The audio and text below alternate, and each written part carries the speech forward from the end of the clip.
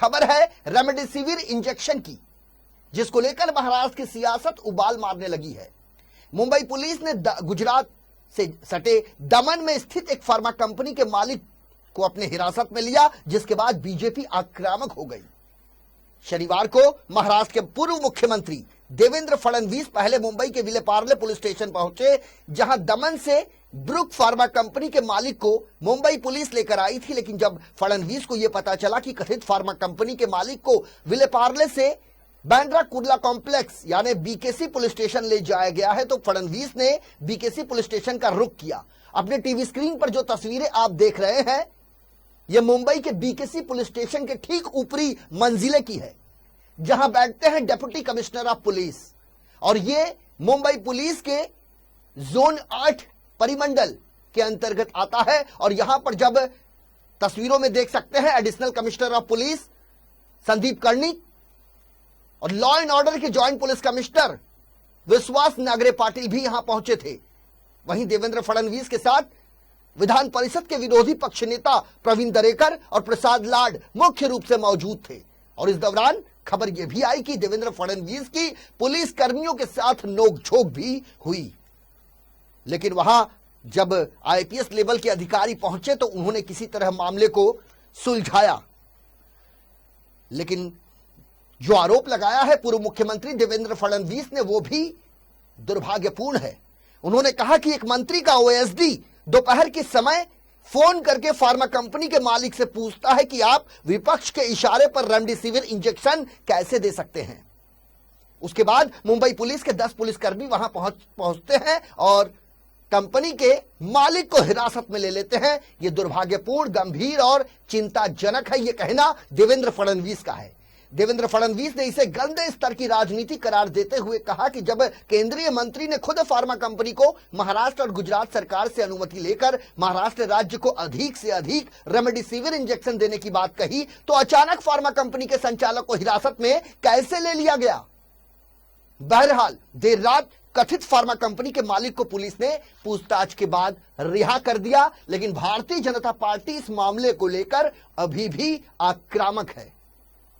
कि मनसुख भाई मांडविया जी ने उनका टाइप रेड्डी से कर दिया ताकि उनके लाइसेंस पर ये प्रोडक्शन कर पाए।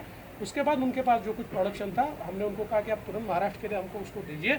उन्होंने कहा उसकी सारी परमिशन लेनी पड़ती है। हमने यहाँ की एफडीए की परमिशन उसमें ली, हमारे पास परमिशन की कॉपी है। वहाँ की एफडीए से हमने बात की, उनको हमने कहा कि भाई स्वयं हमको मंत्री जी ने उसकी परमिशन दिया, कल उनकी भी परमिशन हमको उन्होंने कहा कि हम दे रहे हैं। और ये सारा जो कुछ माल, अभी ज़्यादा नहीं था, जो कुछ माल मिल सकता था हम महाराष्ट्र में लाने वाले थे। आज दोपहर में हमारे जो एफडीए के मिनिस्टर साहब हैं, उनके पीए ने ओएसडी, उन्होंने उनको फ़ोन करके एक प्रकार से धमकी दी कि ऐसे कैसे आप इनको माल दे रहे हो और हमको माल आपने देना चाहिए, इनको कैसे दे रहे हो। और उसके बाद प्रवीण दरेकर जी ने भी उनसे बात की, हमने उसको रिकॉर्ड कर लिया है। तो उसके बाद रात को 9 बजे 10 लोग उनके घर जाते हैं, उसको उठा के लाते हैं यहाँ पर। और जब हमने यहाँ पर आकर पूछा तो अब डीसीपी हमको ये कह रहे हैं कि भाई हमने तो केवल, हमको कुछ इंटेलिजेंस मिला था कि कुछ एक्सपोर्टर्स के पास 60,000 वायल्स है और इसलिए हमने उसकी जानकारी लेने के लिए, मैंने बोला स्पेसिफिक आपके पास, इनके पास कितना ऐसा कुछ आया है या इनके एक्सपोर्टर के पास है कोई आपके पास? बोले नहीं। फिर उन्होंने कहा कि हमने उनको लेटर भी दिखाया कि एफडीए ने इनको परमिशन दिया, तो उन्होंने कहा ये लेटर हमको कम्युनिकेट ही नहीं हुआ था। इस प्रकार से वो जो कि उनको कहना था उन्होंने कहा। लेकिन ये जो सारी राजनीति चल रही है, ये बहुत गलत राजनीति है। हम महाराष्ट्र के लिए प्रयास कर रहे हैं, उल्टा मनसुख भाई मांडविया जी ने इनको बुक फार्मा को बताया कि आपका प्रोडक्शन फुल स्केल पे जाएगा तो आप मैक्सिमम प्रोडक्शन ये महाराष्ट्र को दीजिए। इतना उन्होंने कहने के बाद और उन्होंने हामी भरने के बाद अगर इस प्रकार से उनको प्रताड़ित किया जाता होगा तो मुझे लगता है कि ये तो बहुत गलत बात है। और इसलिए आखिर मैं यहाँ पर आया। अभी उन्होंने उनको छोड़ दिया, उन्होंने कहा हमने इनको अरेस्ट किया ही नहीं था, हमने तो सिर्फ पूछताछ के लिए बुलाया था। ठीक है, जो भी होगा, लेकिन परिस्थिति जिस प्रकार से हुई है गलत है। कि नवाब मलिक और कुछ मंत्री, इनको लोगों से कोई लेन देन नहीं, कि लोग जीते हैं या मरते हैं, इनको केवल पूरी राजनीति करना, इनको नरेटिव सेट करना, इनको लोगों से कोई लेन देन नहीं है, नरेटिव से लेन देन है। मनसुख भाई मांडविया ने तुरंत ट्वीट करके उसका जवाब भी दिया। उनको मांगा, वो कुछ नहीं दे पाए। उन्होंने एक पत्र जो ट्वीट किया वैसे के वैसा सेम डुप्लीकेट पत्र महाराष्ट्र ने इशू किया है, वो भी हमने ट्वीट किया हुआ। कोई अंतर नहीं है। जैसा प्रश्न गुजरात के एफडीए ने निकाला वैसे महाराष्ट्र के हर स्टेट के एफडीए ने निकाला है। तो झूठ बोलो और अपने ऊपर की जिम्मेदारियां दूसरे के कंधे पर डालो।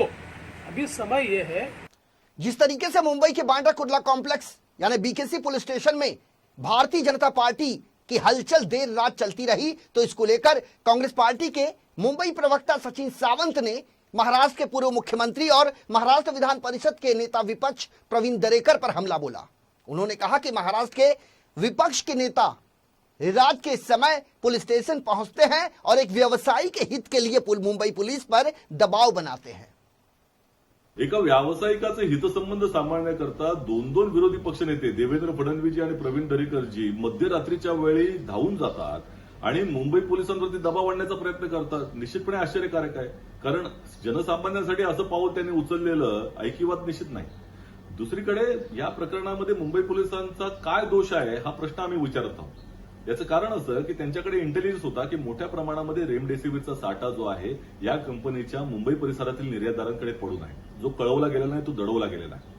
त्याला 2 दिवसापूर्वी त्यांच्या संचालकांना बोलावण्यात आलं होतं, परंतु उडवाउडवी करण्यात आली आणि 2 दिवसानंतर ते पदारले।